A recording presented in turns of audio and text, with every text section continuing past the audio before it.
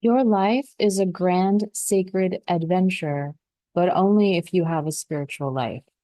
You're a spirit inside of a human form.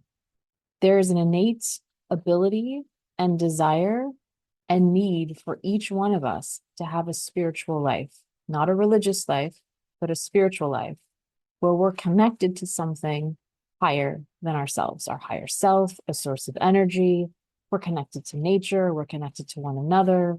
We feel the essence of love, and we understand that we are just one small piece in a much larger scope of the cosmos.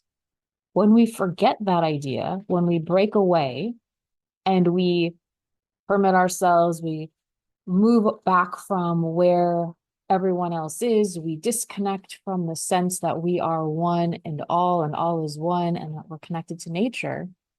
We start to feel isolated, we start to feel individualized, we start to feel disconnected. And that's where things break down. This is where the suffering happens because we believe that we are other. We believe that we are not like other people. And we start to tell ourselves these stories or somehow have these stories seep in that keep perpetuating this idea that we're less than, we're not worthy of doing anything worthwhile. And we forget that role that I love so much, that we're a creator, that we co-create with the essence of our higher self, of the universe, of God, of Mother Nature, whichever word that you like to use. But that when we understand that connection and we're guided by our intuitive inclinations, our intuitive impulses, and we can start to develop our own wisdom, life then becomes a very sacred and grand adventure. Less about us trying to dictate, decide, and plan through manifestations and vision boards how exact everything is supposed to be, and planning out some sort of 5 to 30 year structure, and know that we have visions of things that we want because they've already been planted within us. Those are the soul seeds within us that we came pre-positioned to want. The desires that you have are in you because they have always been in you. They've never not been in you.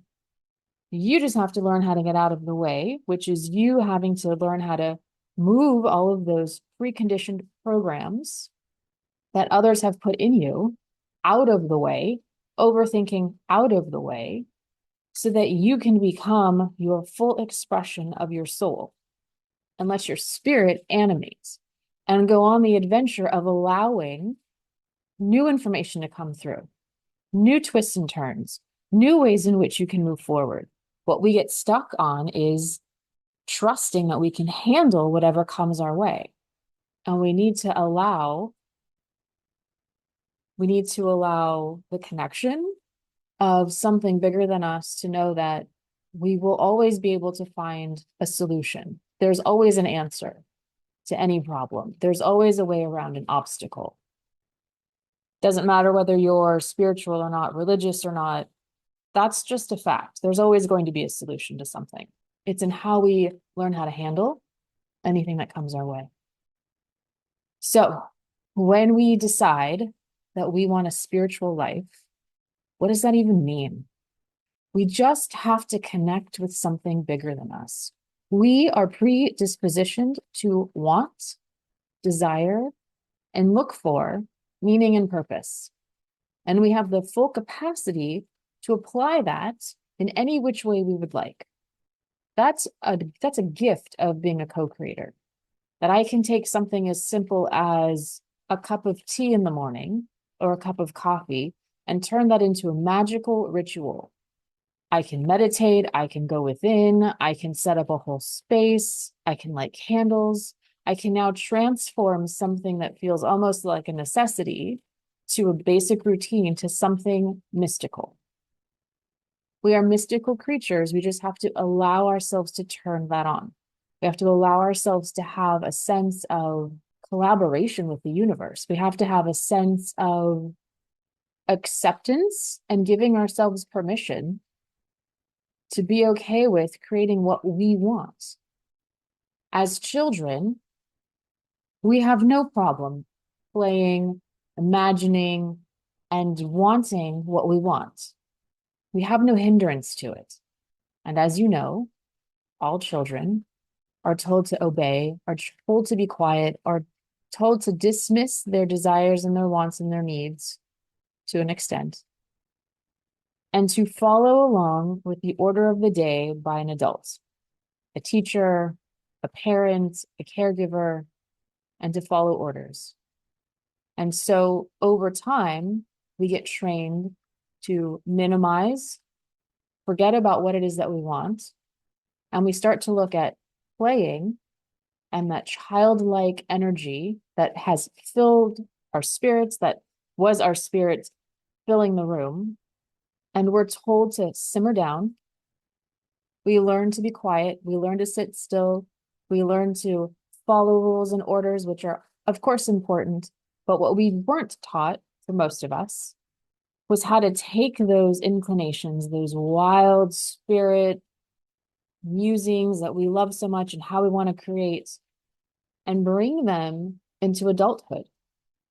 Bring them with us so that we can be intuitive enough to know, because we have a whole body that's a sensory that picks up information from each other.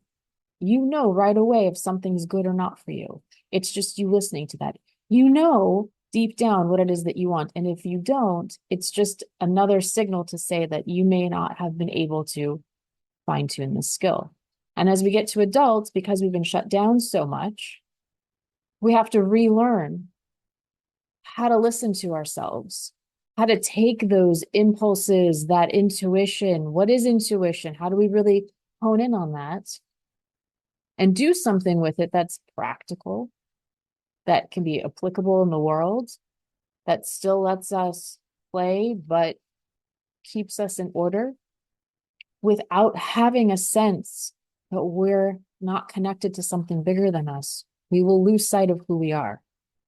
It's a dark world without that connection. We are all pre-programmed and pre-wired into the brain, into the body, to connect on a deeper level. We crave relationships. We crave for someone to understand us. We crave to tell stories, share stories, hear stories, learn from each other, hug each other, touch each other, be in the same room with each other, have that camaraderie.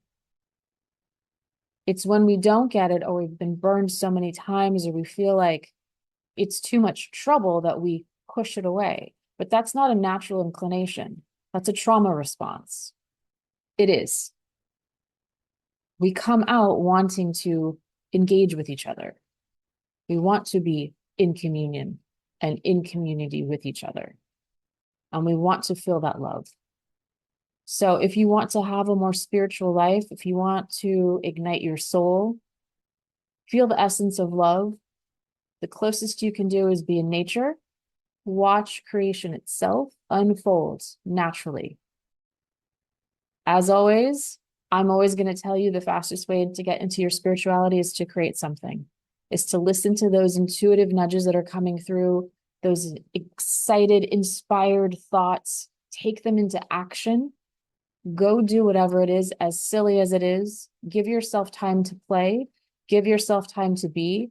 If you're stuck, if you can't think of anything, imagine what you used to love doing as a child and allow yourself permission to play.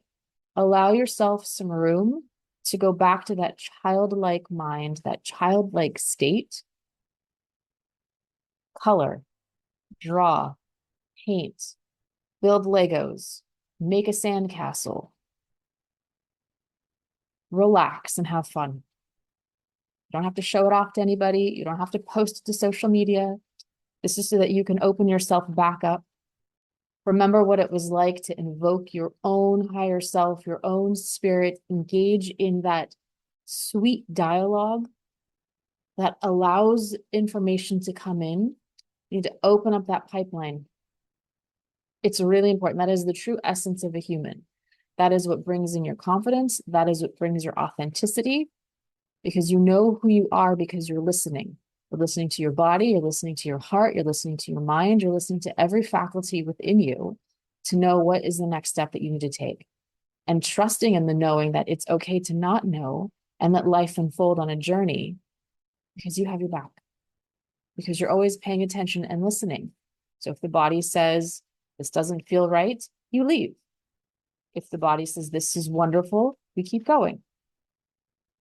And you have a grand experience and a sacred life that you've created because you're the artist of your life. You are the co-creator of your life, and you can create anything that you want. You actually can create more than you even imagined if you can embody the feeling of being fully present within every bit of you, and knowing that you're listening and taking care of what it is that you need at any given time. I have a new program coming out called Ignited Soul. We go into this, link in the description box below. Go create something. Whether you join it or not doesn't matter. This is just to open you up. I'm so happy that you're here. Think about what it is that could ignite your life. A spiritual life is a well-earned life. It's a beautiful life to have.